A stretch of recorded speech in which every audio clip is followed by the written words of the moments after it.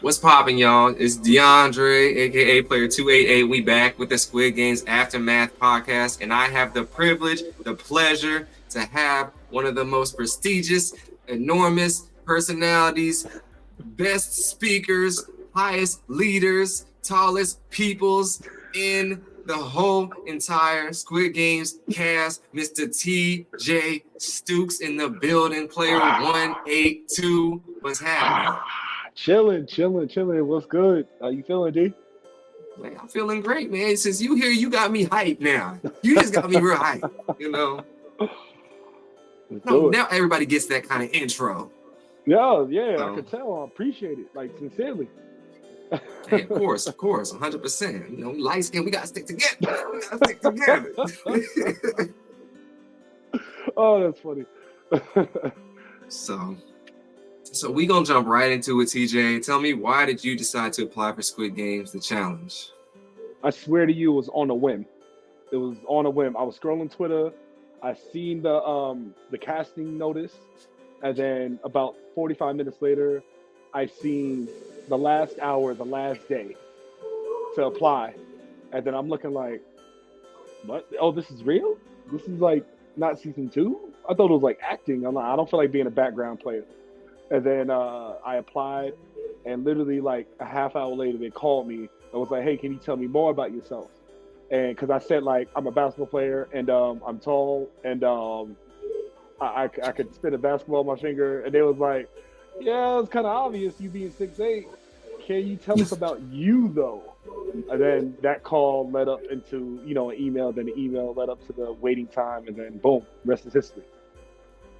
Yeah, rest is history. So you get all that craziness done early in the way. It's a long process, but you find out you're on the show. So the night before you get on the plane and head out to London, what's going through your head? My wife said, "Don't get She said, "I have your insurance policy. They're gonna sell your organs. You're all good. Like your kids will be taken care of." And I'm like, "What?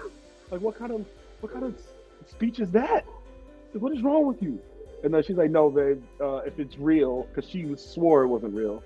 She was like, "Kill it, be you, and humility and gratitude. That's the shit I've been telling you for like a month.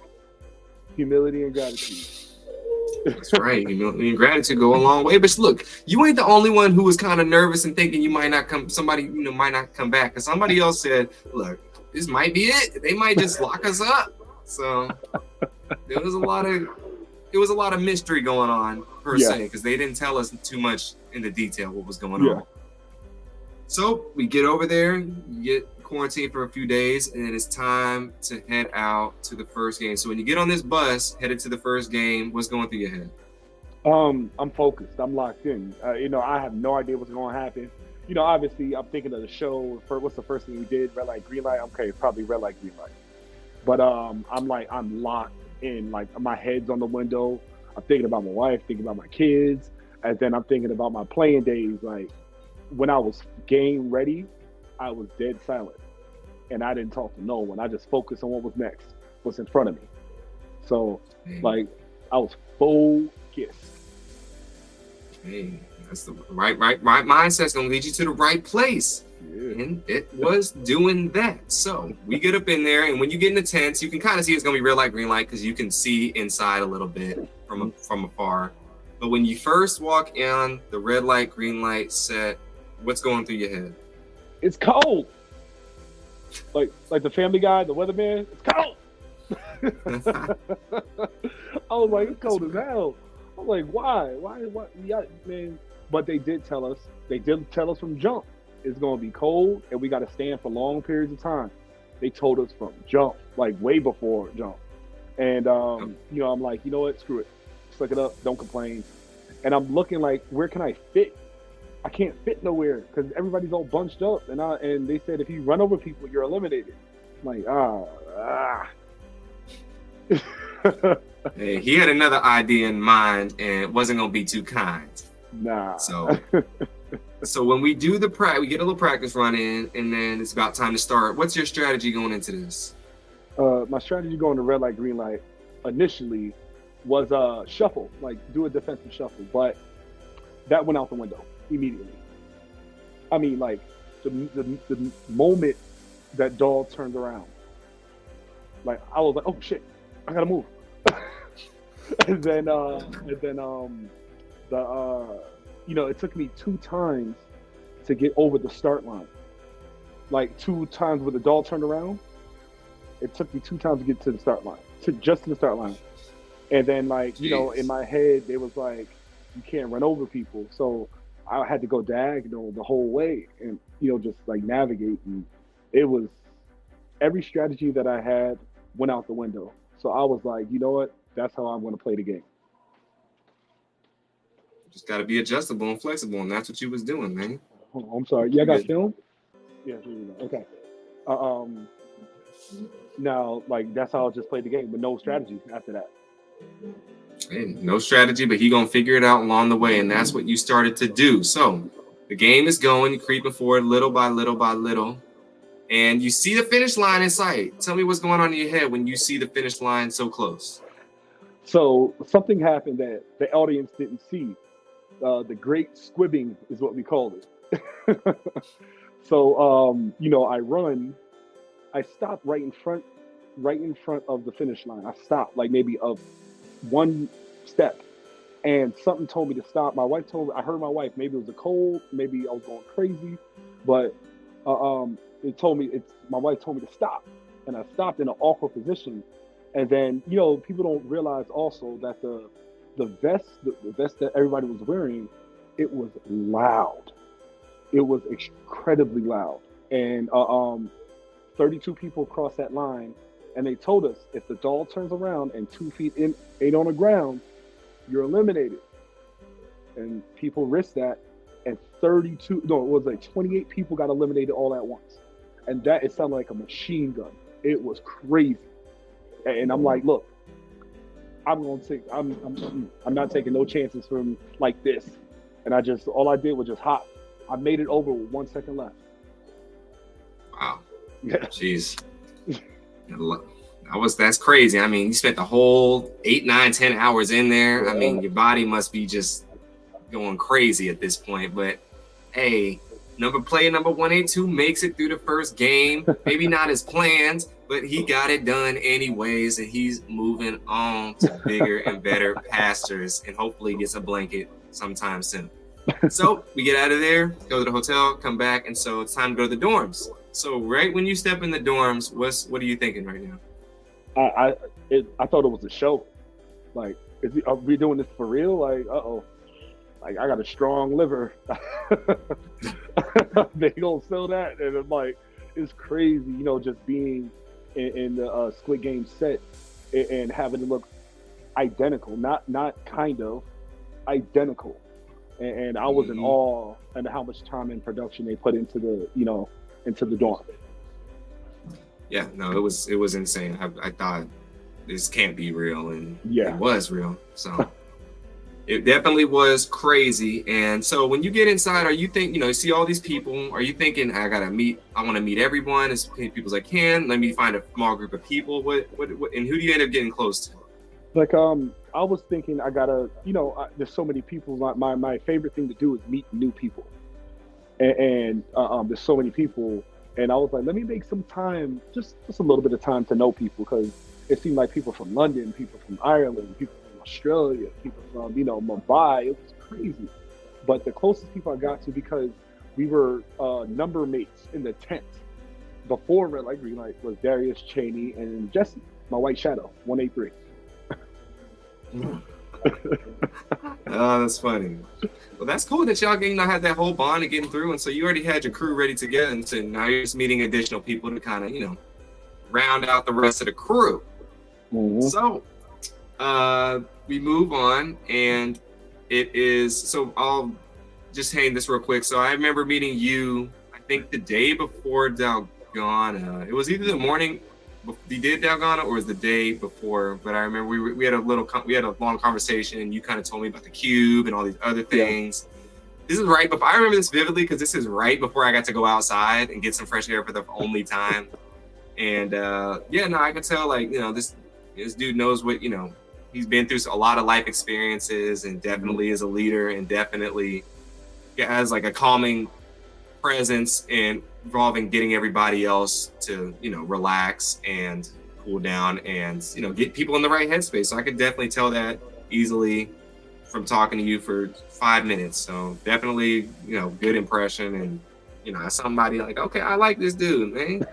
Some other people might think he's talks a lot, but hey, you remind me of some other people that I've, in the community and whatnot, just the vibe and whatnot. So definitely, I got, good vibes from you, because then you started doing the warm-ups and whatnot. So that helped me a lot, because, it helps when having other people help you with that. Yeah. People they don't see that, like I did it by myself initially. And, you did. Yeah. I didn't ask anybody to follow me, but y'all ended up following me. Reason why? Because, y'all felt like it was the best thing to do in the dorms, and because we were just doing nothing. I just encourage y'all even more. Yeah, 100%. So definitely we all need somebody like TJ in our life to help us, push a little harder. It's okay. It's okay to have somebody push you. Some people think that, I don't want somebody telling me what to do, or somebody's being bossy. That's not it.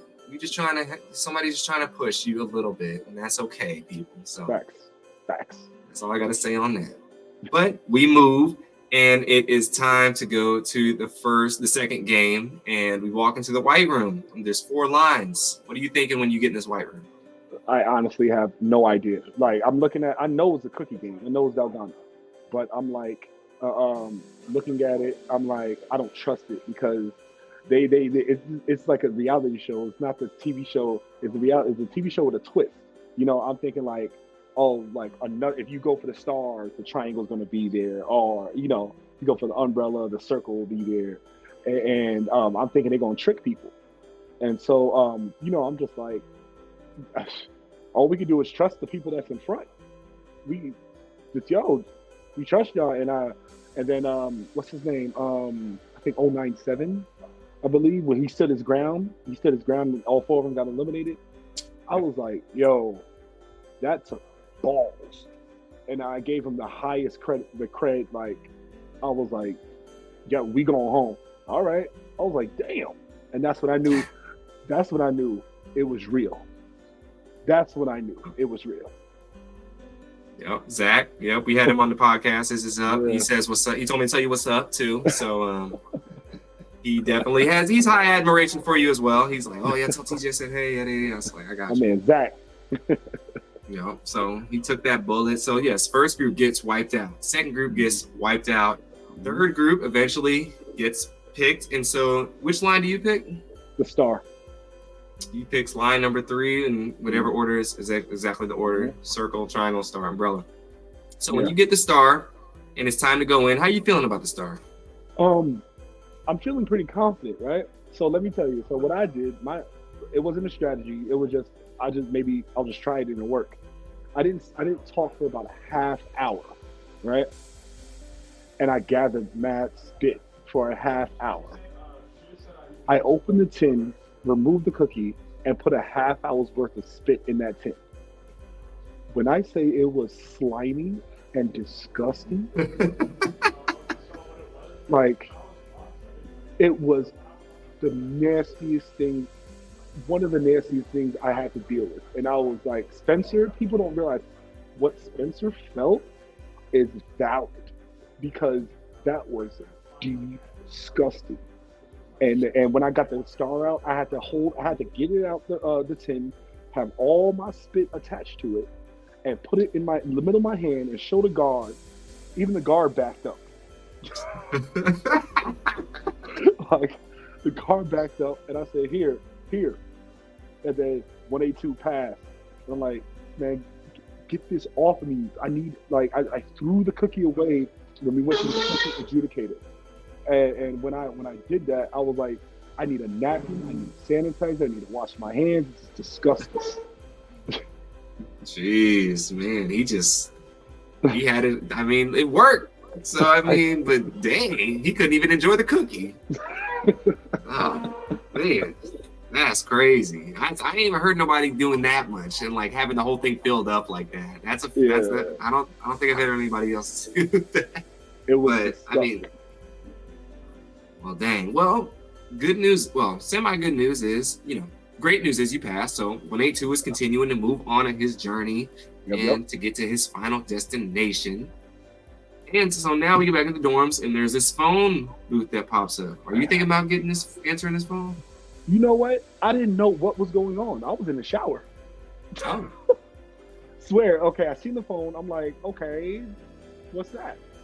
I was in the shower.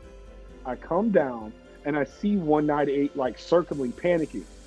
And I'm like, oh, okay. What's going on? You just got to pick up the phone? Okay. And I'm about to literally reach for the phone, and like 60 people yell at me, no, TJ, no.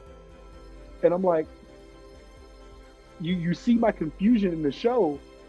I wish they would have showed that people were screaming at me. And you see my confusion. I'm like, okay, I guess I won't pick it up today. And he ends up getting eliminated. I'm like, and I thank every single person that screamed at me. That's insane. Wow. Yeah, no, 198 was not the most liked, so people was ready to see him hightail it up out of there, and good riddance. Yeah, you know what, with him, everybody, like a lot of people didn't like him, and me and him had to talk, and it was brief. It was like maybe 15, 20 minutes. Me, Jesse, and 198, we had to talk, and we were like, I said, I want to understand you. Why do you feel like you need to do this? Why? I don't want to like judge you just because everybody else is judging you. I want to know. And he was like, I just like making people laugh. I'm like, it's why would you do that to make people laugh? I don't know, bro. It's just like people love me, so I just keep on doing it. He called me bruv like 10 times, but like I'm like, okay, that's what you do. That's what you do. Just keep it over there. Interesting. He wants to make people laugh. Sounds like he wants a lot of clout, and he needs others to give him that affirmation. And so I don't know. That's none of my business. Do what you want to do. Yeah. But I think that's what him and God right now. So I'm just gonna leave it at that. I'm just gonna leave it at that. I have some opinions, but I'll just leave it at that. But yes, 198 makes a swift exit. He's gone. And now it is time for the third game. So we enter the white room once more, and there are 8 lines this time. Tell me what's going on in your head when you enter this room. Okay, so I'm looking around. I'm like, yo, Brighton's line, damn, they got some strong guys. In our line, we got some strong people, but there's some liabilities here and there. But we took that task on. We was me, Darius, and a few other people was willing to take that task. And we thinking tug of war. We ready for tug of war. We like, I'm getting warmed up. I get my mind ready. I'm focused. And then, they call our lines, and I'm like, and we go into the room. That's not tug of war. Is this Battleship? It turns out to be right battleships, and then also it shows in the white room you help everybody get in line and whatnot. You kind of take command, and you don't want everybody to. You know what? For that, I will give Dash his credit. Dash left our line and went to somebody else's line so they wouldn't get eliminated. And I gave him the biggest like I was like, sir, my hat's off to you. Yeah. And everybody was panicking. You know how panic can spread like wildfire. Yeah. So, I tried to do my best to calm down because, I was just like, calm down. And I tried to reaffirm everybody like, hey, we're good, we're in this. Like, you don't want nobody to go home off of something stupid. So, that's why I was helping people. Yeah, no, you help everyone get in line. You help console some people who are crying, and then you get your in. This is where you get your intro. This episode, introduces you, and you have a quote saying you need to be morally rich first, then financially rich. Explain that. With money, right? When you get money and mentally you're not ready for it, you will go through it. You won't enjoy it. You'll buy things, material things, to like compensate for how you feel, and you'll make other people feel good. Like you'll do like humanitarian work or something, and to make yourself feel good. not knowing that you're helping other people. It's not for you, it's for them. But people who are morally rich help people from the bottom of their hearts. They don't look for affirmations. They don't look for, hey, good job. They don't look for the pat in the back. They just do it to do it. And so, when you're morally rich, it's easier to appreciate the financially rich because you're not looking to be like, hey, good job. You're not looking for a pat in the back. Yeah, that's excellent. I mean, well, perfectly said. Couldn't say it any better. I mean, that was beautiful. That was beautiful. We need that in the book somewhere. This man spreading the good words, and it ain't even Sunday. Come on now, he preaching now. He preaching. But yes, we enter the room and we find out it is not tug of war. It is Battleship. So what is going through your head when you see this is not tug of war? When I find out it's not tug of war, I'm like, oh shit. Like I got myself pumped up for nothing. I'm like, no. I got myself pumped up for a reason. And then they said choose a captain and a leader. And they was like choosing me, but I was like, I'm not really an expert in this game. I just know how to play it. I do, but I'm not an expert. And they still chose me as a leader. And I'm like, are you sure? And then everybody was pointing towards Chase to be the lieutenant, but Lucia, she was like, hey, I played this right before we got here.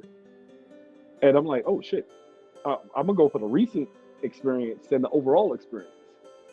And so, I'm like, just please, just trust me, just trust me. And they ended up doing that, and it was just a wild feeling, just leading up to the actual game. Yeah, wild it was. And yes, you become captain. Congrats. And then, so this, I took heavy notes over the show, and I'll just include everything in this part since you are the main feature. So yes, Trey is on your team. It's a big note. And you give a speech before the game saying, nobody's going home. I'm not going to let none of y'all down. Everyone is coming through. Lorenzo is also on your team, but he's getting a little tired of your positive affirmations here. He says, I'm getting tired of it. Just get on with it. And so the game begins, and you start off, boom, boom, boom, boom, boom. Y'all just knocking everything out the park. Like, how is this happening? Tell me, like, is it a luck or is it like a skill? Like, tell me what's going on. No, I actually, when I heard B's, what's the name? Her strategy. I actually thought the same thing. Like, people go for the near corners all the time, every single time. But B's 10 times more intelligent than I am because she breaks it down numerically. I just break it down like mentally. That's it. Just like, and what's the name? I found the first ship. Boom, boom, boom. 3-man ship. Let's go. I had no idea what the second ship was. I was like, yo, I don't know. I'm like, Lucy, you got it, yo. You got it. And she actually found the second ship, but they didn't show that. She found the second. That's why I was so excited. We were so excited because we just took a chance. And Lucia took that chance. And I stood right by her. I was like, yo, I trust you, yo. And then I say the biggest thing in the game that they didn't show was that the communication was back and forth. It wasn't just me like, hey, I'm going here, like, trust me. No. I was like, which one? Because I didn't know. And they were like, go down. And Darius, Trey, and Jesse helped me with that one. And then, with the second ship that Lucia found, we missed like twice. So, our 5-man ship was like four pegs down. So we're like, one more, we're done.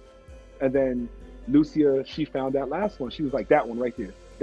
And I put the peg in, boom. And another thing that people don't understand with the edit, every peg that was put in was like 3 to 5 minutes waiting. That's a long time to wait when you're waiting. And like, boom, it hits. And then we didn't hear it initially. And then we was like, oh my God, we won. And it was just excitement. We didn't mean to cheer on behalf of their defeat. You know, it was just the excitement. Yeah, no, pure. I mean, you can't hold that kind of thing back, and you described it in the show perfectly. Shitting the game-winning shot, and definitely that was it, and it was lit up in there. I mean, you got everybody out, you promised it, and then it was just amazing. And so, yeah, when you get back in the dorm, they show you have a moment of kind of like disbelief, and you know, you kind of have a moment to yourself. Can you explain that moment? So there was a time that in that time, right before I left for the show, me and my wife, we was going through marital issues like every married couple does. And before I left, we got really good. So I said, "You are my guardian angel. You're my goddess. I'm going to pray to you every night. I'm gonna miss you." And so, like, there's so many things that resonated in my head that she said that stuck with me, and at that moment, I felt her just be like, "Hey, like, you got it, calm down, don't let people panic, be that calm guy, reaffirm them." By the way, they made me sound like Vin Diesel, which I hated. I hated that. But like, I was just like, I translated that to the actual pressure moment, and she was right there by my side. So, as my goddess, I prayed to her, prayed to my wife, because she's my everything. She's more than just my physical other half. She's my everything. She's my being, And so I kissed my hand because she's on my hand, and I was like, thank you for being right. You was right there, and that was like you said, a surreal moment for me.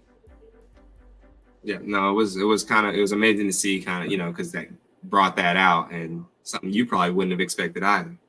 So definitely big props and big praise for you on that. Yeah, thank you. Because not everybody was that can stand and rise to the occasion. So you definitely took care of that. So we get back into the dorms, and it is time. The announcer says there's going to be 2 tests before the next game, and the first test is a vote out. So 3 players, they bring out this little Pac-Man looking machine, and 3 players must get voted out. And there's some numbers floating around. Who are you thinking about voting out? We made a group decision. Like our little alliance, our group made a decision together, and we said 3-3-0, Dr. V, because what he said, like, oh, do 3 people want to leave now? Just go. Nobody like that.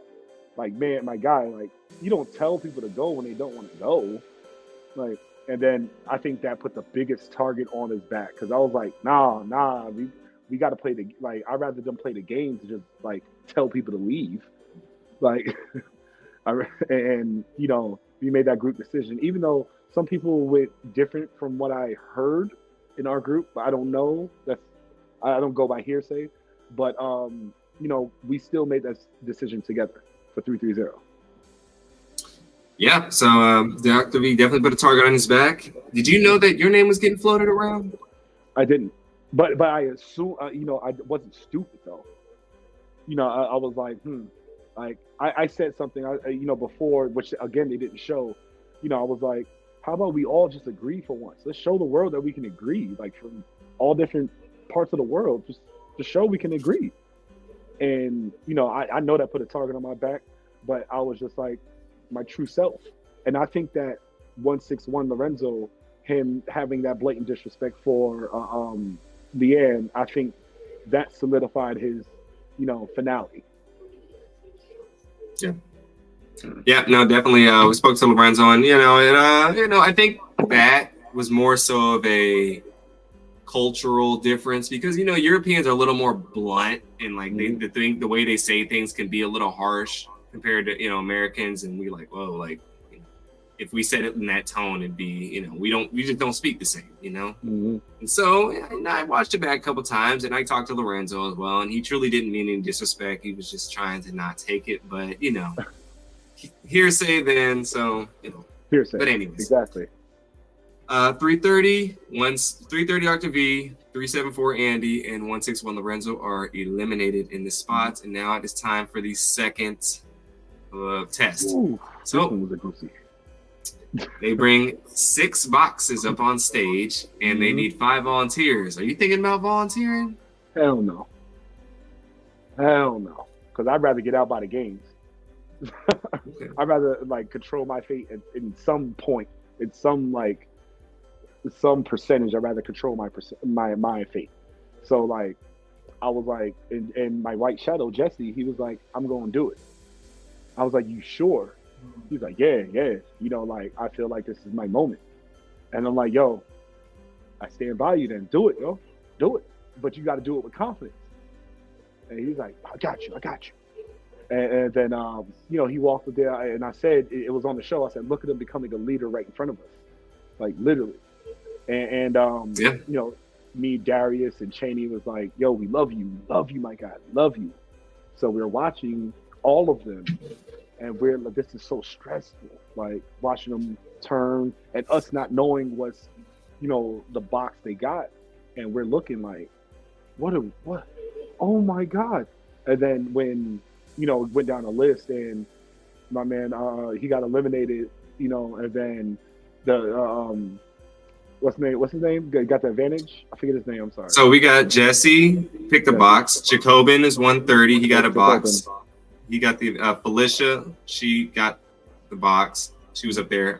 Kyle 79, and Joel 375.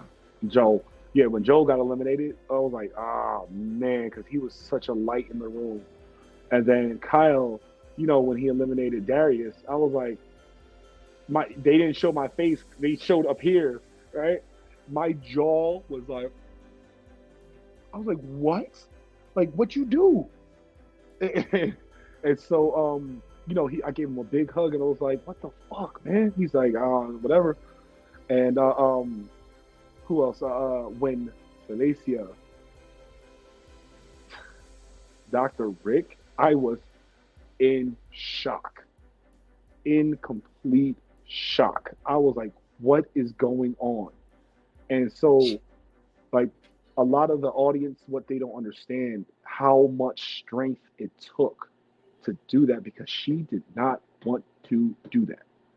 She did not. And Netflix with the edits, they obviously couldn't show everything because they recorded 24 hours a day for about 6 weeks. But I wish they would have gave a little more context why, besides what she said one time. And then Jacoby, like I that was super strategic. Like, how can you hate that? You got an advantage. You are put in the light now. And then when Jesse eliminated Dash, right? Remember I said I gave Dash the biggest credit. I was like, yo, Dash, that took a lot of balls, man. And then he threw us under the bus. I'm like, what the fuck? I'm like, my guy, what? And so I'm just as surprised as everybody else with the names he's saying. And I'm like, okay, I guess that's what he had to do, but that's part of the game. It just caught us off guard. That's it. Just caught us off guard. Yeah, it was pretty hectic in there. All these names being thrown out, voted and not voted out. It was a lot. So yeah, that was crazy. That's insane. Hey, you survived through it, thankfully, and we keep it moving down to 63. Mm-hmm. So then we find out that there's some players don't want to do some chores and whatnot, and they need to complete these chores, which they do, and then you guys get a prize. Mm-hmm. And so they say, okay, you get this reward, and they bring out picnic baskets and blankets. What are you thinking when you see this? Yo, it better be something good, because I'm hungry. I'm hungry. Yo, a picnic, it better be like a sandwich. I want a sandwich. I want fries. I want some gummies. I want something to drink. And so I'm not thinking anything beyond that, because at this point we've been up the whole day, no sleep, hungry. They intentionally fed us one time, so we were out of it. When people on Twitter y'all didn't see it coming, no, we were completely out of it. No. And so me and Jesse, we put our feet up. We're like, hey, I'm like, hey man, you gotta take me on a date next time. You're gonna take me to a picnic. And I'm joking. So I dig inside. I'm like, okay, there's got to be some more food or something. Like, what's the first thing I see? The trap door. The Oh. trap door. You know what I did? You know what I did? I saw it. I said, Jesse, there's marbles in there, but don't say anything. And I just closed it very neatly. I put all the trash in there very neatly and was waiting for everybody to say something. and, and then, like, one by one, I was looking around, I seen people's faces. And then I said, then I heard Ashley, put that shit back. That shit made me laugh, yo. And then I was like, fuck, marbles. Fuck. Like, we can't get a break. No, not at all. I mean, I think it would have been funny if nobody noticed the marbles and they just like everybody got up and left. That would have been. I wonder what they would have done. They're like, go back. I'm like, okay. So that would have been funny if no one did, but unfortunately, that was not the case. That was not. And yes, we find the marbles, and it's time to go to the marble arena soon after. How are you feeling? Like, when marble, you got to go against your number one, Jesse, in marbles. Like, what is going on right now? Right now I'm like, we already said from in the tent before red light, green light, hey, if we got to go against each other, you better go 100% because it's disrespectful if you don't. And then, like, that carried on obviously to marbles. But another thing I was thinking, I was like, this set is insane. I was like, yo, this is just like the show. And I can't wait for people to say, oh, it's better. Mr. Beast is better. No. No, they put time and money into this. And, when I'm looking at Jesse, I'm like, yo, you ready? And if we sit down and talk for about 10 minutes. And, I'm like, man, I hope you, whatever happens, I just hope we have a friendship after this, and we make sure to establish that before we play the marble game. That's good. That's good. Yeah, I noticed. I'll sidetrack real quick.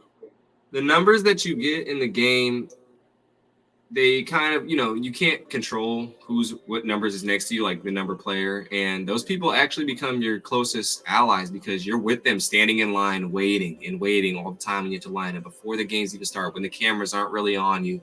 And that's when you form those bonds. And I was just talking, like, the people who next to me was Mai and Chad, 286, 287, I'm 288. And so it was kind of like an unspoken thing where it's like, yeah, we got each other's back. And then the vibes have to be there as well, I will say. And it's kind of like a recipe for success if you fortunately have people close to you that, you vibe with, and then it just turns into a really close thing where, you don't even have to speak, and you guys got each other's back. So that's definitely tough having to go against your number mate. It's worst case scenario at this point, I'd say.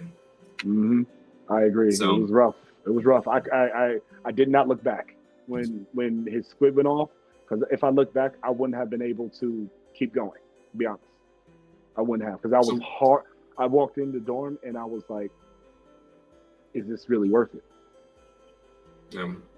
Yeah, no, it's really, it's TV show at the end of the day, but it's human emotions. It's real in there. And when you're stripped of everything that with technology and whatnot, you just have that. It really shows you, like, you're human and the bond that can be connected with you. So, but before we get too far ahead, what game did you guys decide to play in the marbles?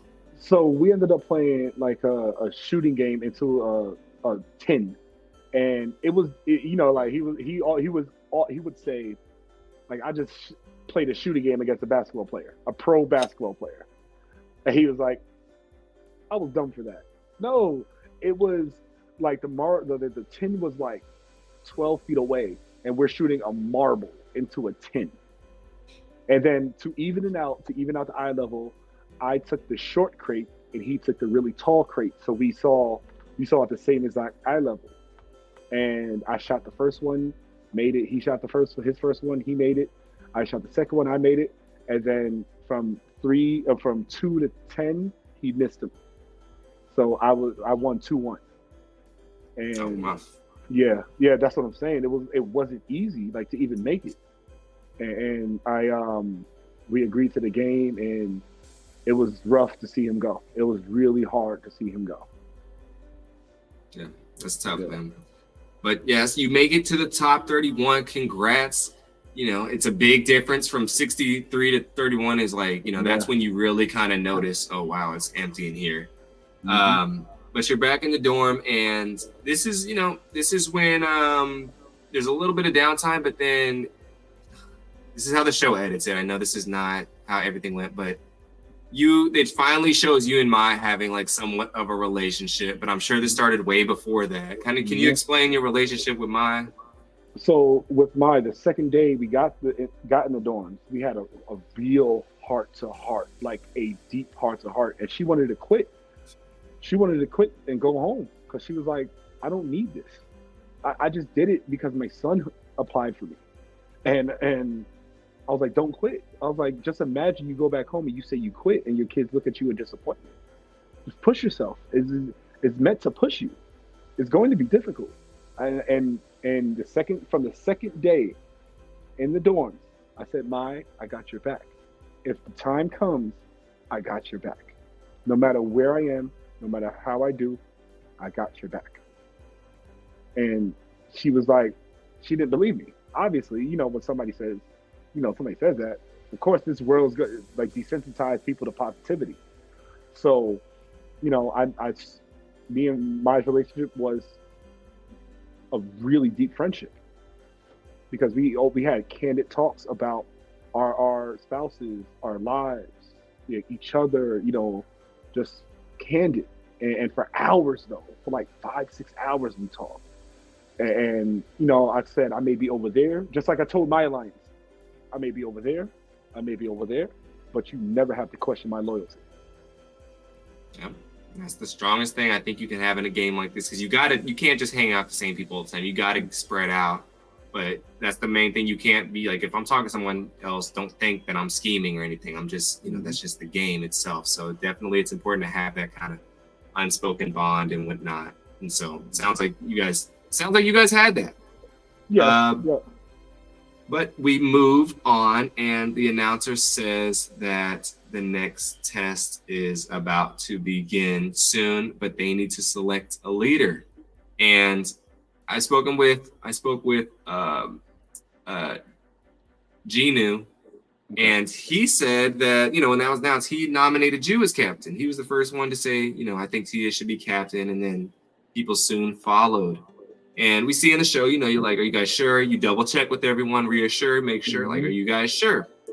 And everyone seems to be a consensus on that, that you should be captain, except for Chad. Chad is asleep, and he soon finds out that you're captain. Do you know that he's kind of like on the fence about you being captain or not? No, I'm listening to the majority, not one. And Chad, like me and him, I checked with him often after Figgy got eliminated. I checked because he was so talkative with Figgy. He was like around, and then when Figgy got eliminated, his energy was just really heavy. So I said, "Hey man, you good?" I didn't even know me and him ain't talked to this point. And I just said, and he was laying down. I said, "Hey man, you all right?"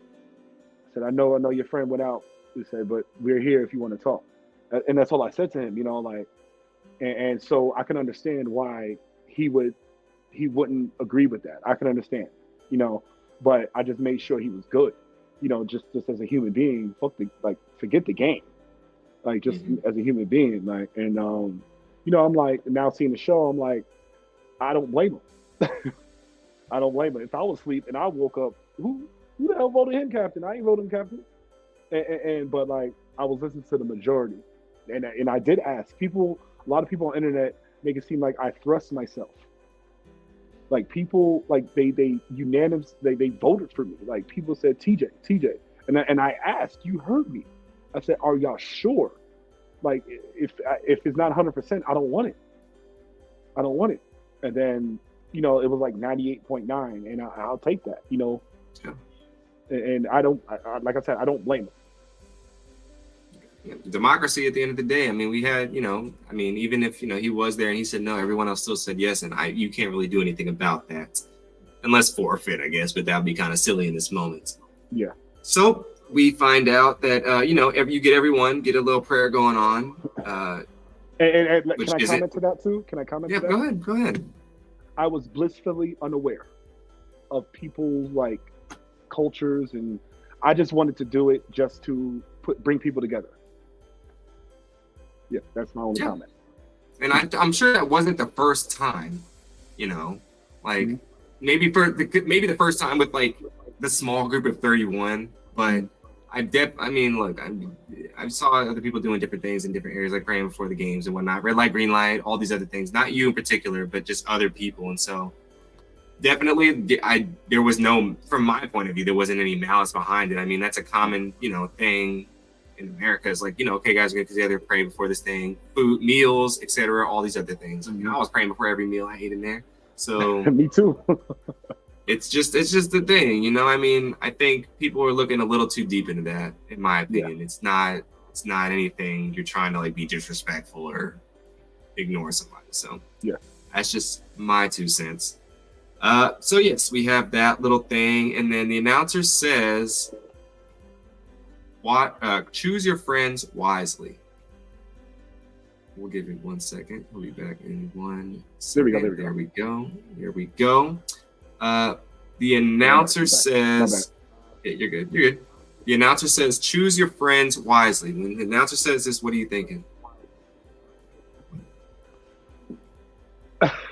I'm not thinking at this point, because the game, whatever the game has given, it's taking triple.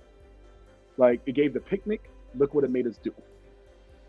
And so I'm like, yo, listen, whatever they say at the moment, I'm going to take it with a grain of salt until the game is played. That's what I'm going to do. Oh. And so they soon started, they come out, and then we figure out that it is, well, I'm skipping a thing that may or may not, affect you or not. But we see all the girls get together and they're forming this women's alliance. Do you notice this going on? You know who pointed it out to me? Eric pointed it out to me. And I'm like, nah, man. I said, they're women. They're going to, come together. They're women. Duh. It's like, you got to be ready for that. And, Eric was like, they got to all, oh, man, and this and that. I'm like, yo, they're going to come together, my guy.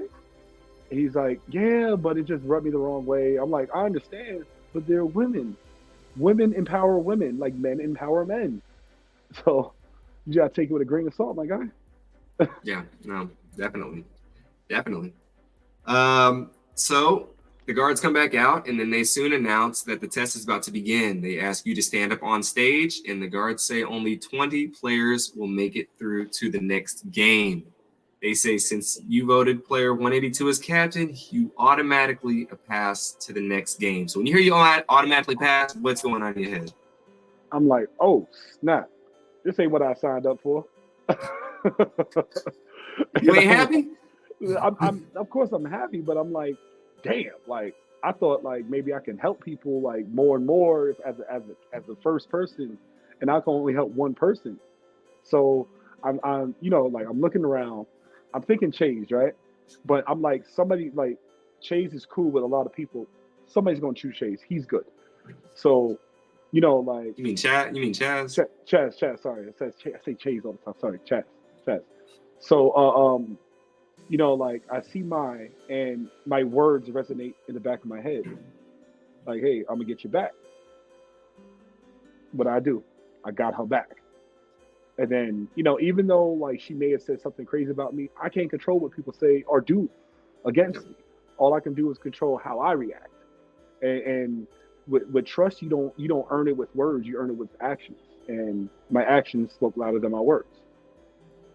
Yeah, 100%. 2 things I'll say. One is like, people got to realize you don't see her saying these things. Mm-hmm. It's not like you knew she was throwing her mouth and then, oh, I'm gonna pick you anyways. That's kind of what it makes it look like, which I wasn't a fan of. It's like he didn't know. Like, sometimes you have a relationship with someone and you think they're giving you, you know, they respect you just as much as you respect them, and we just can't know that. We humanly can't know that unless we sneak in their phone and find a text message or somebody relays something to us, or we find some kind of evidence that that's the case. Well, here that's nothing. And if other people are just saying this, and they could be lying, you know. So if you're feeling this type of way, all power to you, because you have no way of knowing truly how this is, and you only can go by the words that they tell you. However, I will say, I did talk with Chaz already on the podcast. Yeah. And he was distraught when you did not pick him second. He's like, TJ, we had an alliance since very early on. And he says, I asked him, well, did you talk to him after these games? He's like, no, I haven't spoken to him in a while. So he puts that on him because he didn't come back to you and like recheck with you. So he puts that on him. But he was, you know, he was feeling that he should have got picked because he's the only other brother left besides Favor. But, you know, he's I'm only gonna say this, and it's just me. You know, Favor is from France, or I believe, Spain, and it's just a little different American black and European black. It's just a little when it comes to men. I will say you're right. So I would say that. Slight difference. Yeah. Yes. And but yes. Go ahead. Like I said, you know, like I knew he was gonna get chosen. I knew it. Like I didn't have a doubt in my head. That's why I chose mine. That's the only reason. Okay, perfect. He said it. You heard him, Chaz. You knew it was gonna get picked, and you did get picked. So I mean, that is what it is. So you pick mine first. You already explained why, and then the list goes on and on and on. You have no control of the rest of it. You're kind of just the bystander and seeing what's going on. And then we end up with 20 people left. And is there anything you want to touch base on at the list? Because I know it doesn't really involve you, but is there anything you want to touch base on? No, they made the right decisions in the moment, and I can't knock them for it. They did. They did what they needed to do in that case in particular. And I will say, were you surprised by the men's reaction as they were leaving? A little bit, a little bit. But I wasn't overly surprised because women support women. Only makes sense. You're right. Hey, and so we're on to the final 20. Congratulations. It's in sight, it's in mind, and it's in spirit soon to be.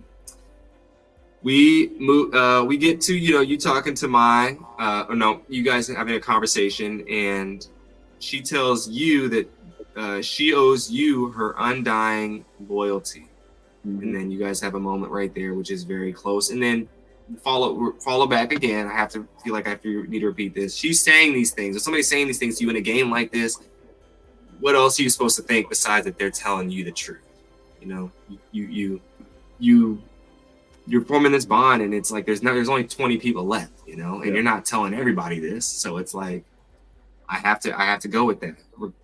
So my word, people don't realize, like, when your word is solid, when your word is like real, and you make one mistake by not standing by your word, it's almost impossible to fully get that back.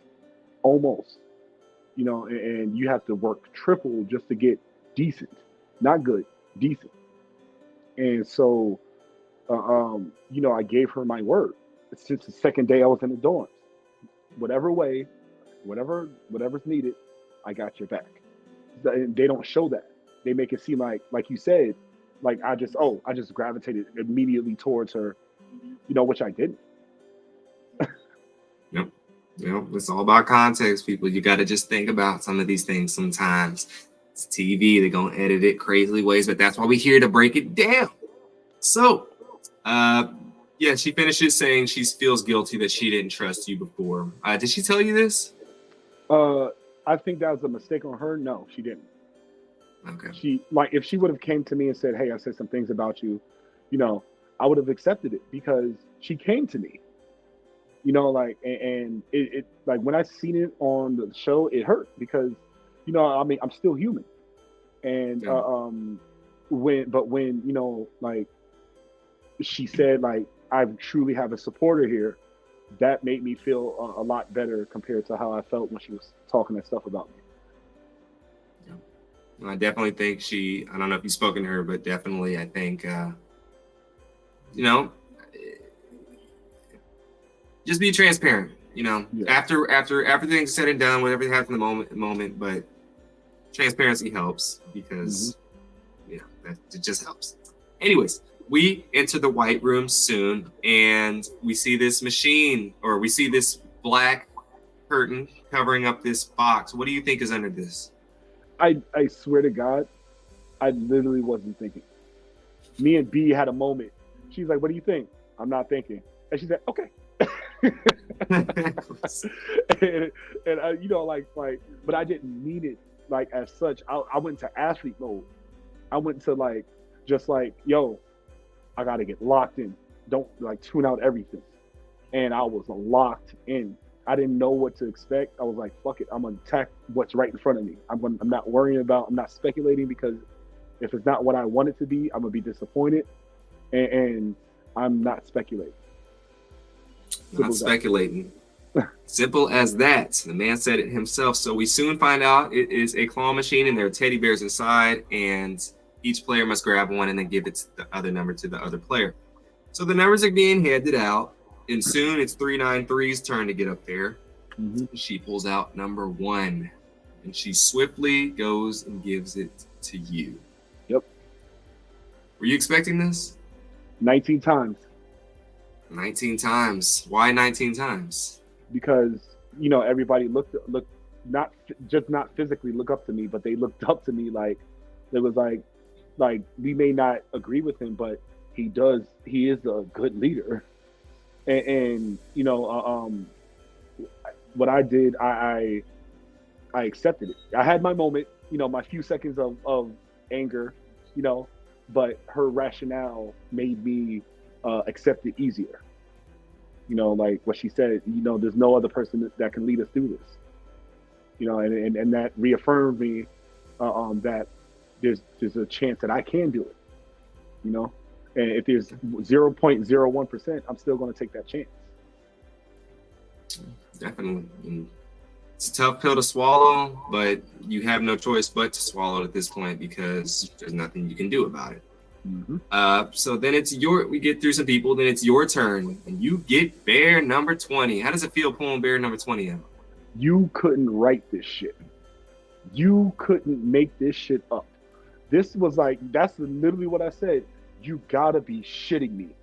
I was laughing, and I said, so when I picked up, it took me 4 times to get a bear. I went to the left, I went to the right, I went to the upper corner. I couldn't get a bear. Then I went directly in the middle, and that was number 20. It took me 4 times to get number 20. And so when I said you gotta be shitting me, I turned around and they cut my words. They was like, player 182, say what number you got. And I said, I got fucking number 20. Now I swear I said that. And everybody started cracking up. And so they was like, nope, player 182, say it again, please, without cursing. And I was like, I got number 20, with clenching my jaws. It was so everybody else, the other 19 people, they were cracking up. And the reason why I gave it to Maya, because again, my words that I said to her stood out. Even though me and Chaz, we had our alliance, I honestly rather stand by my words than, that. Because my words, like I said before, the moment you break your word is the moment you can't get it back. And so that's why she did that, because, oh shit, a man is that honorable and stood by his words. And I felt bad, in hindsight, I should have gave it to Chaz. Hindsight, yeah. But, my word is my bond. That is that's me. And so I gave it to her. Yeah, that's what you did. I will say I was sad you didn't give it to our brother Chaz, man. It was hard, and he took it a little hard. So he was like, oh man, What's going on? You already helped her once, and you helping her again, TJ. Help the brother out. There's only 2 of us left. See, I didn't think about race, the color. I didn't think about that, to be honest. I thought about honor, and honor has no color. So, great point. Great point. Great point indeed. So we get all our numbers, and it is time to head to the glass bridge. And so when you walk in here, what is going through your head? First of all, the set is crazy.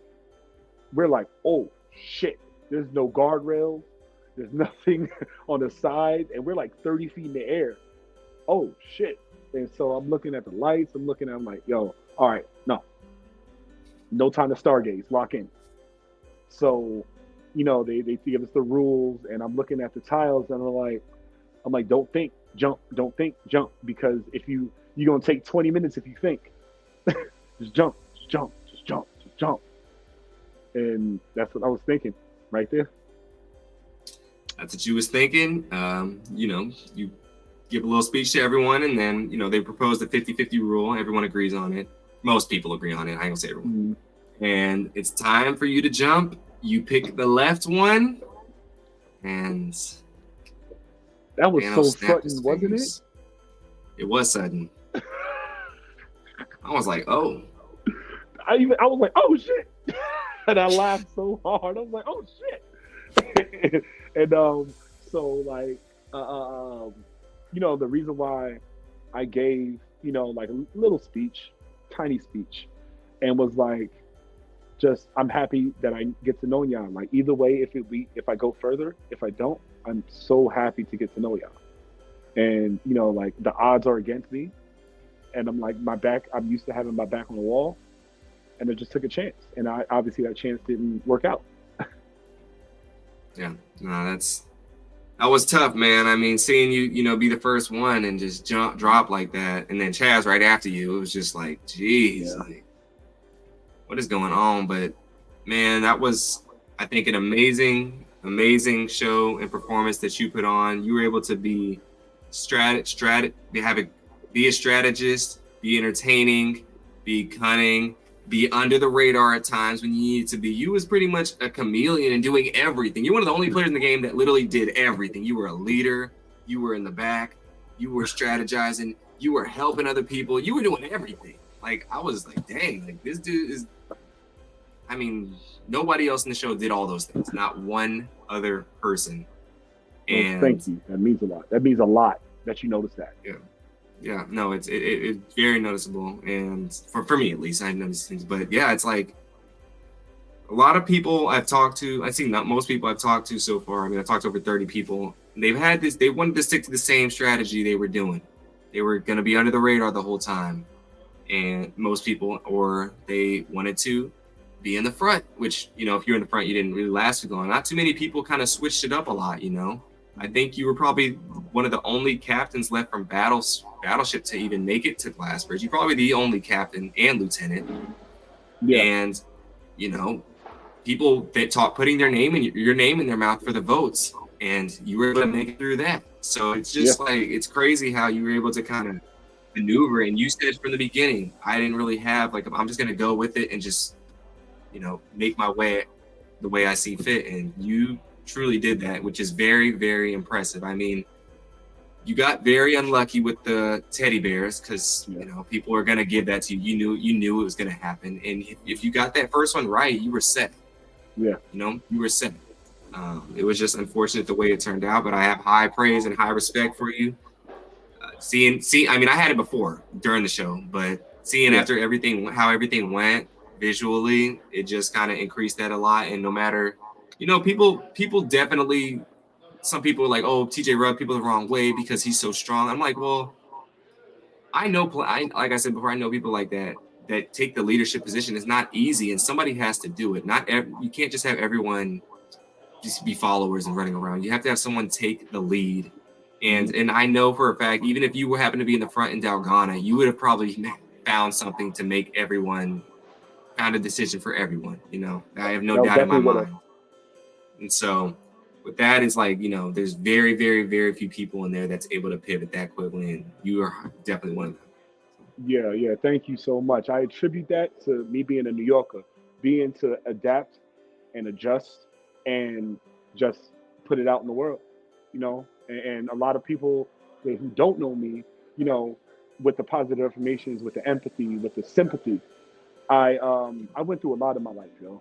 I went through a lot in my life, a lot of negative things in my life, and so I realized maybe 5 years ago that empathy, love is way stronger than any fear or hate, like 10 times stronger. It's way easy. It's so much. It's so easy to hate and to put negativity in the world.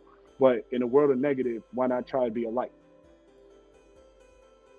Yeah, 100%. I mean, enough said on that. I mean, you said it perfectly. Didn't even have no words for that. Yeah. But yeah, TJ, well, I really appreciate you coming on the podcast, man. It was inspiring to watch your journey through here, through the ups and downs, which you had a tremendous amount of them. A lot of people don't, it's not spoken about, but you left your family, you have kids, you have, a whole, big career outside of the game, and just that, being able to put that aside and focus your energy on here and make it seem like this is the only thing that matters is big, highly impressive itself. Because a lot of people that was shown as well, they're stressing about these things at home, but it looked like you were able to put these things to the side for the most part and focus on the task at hand. And that's a whole nother skill in itself. So I really appreciate you coming on the podcast, man. It was great to get to talk to you. Hope I get to see you soon. Yeah.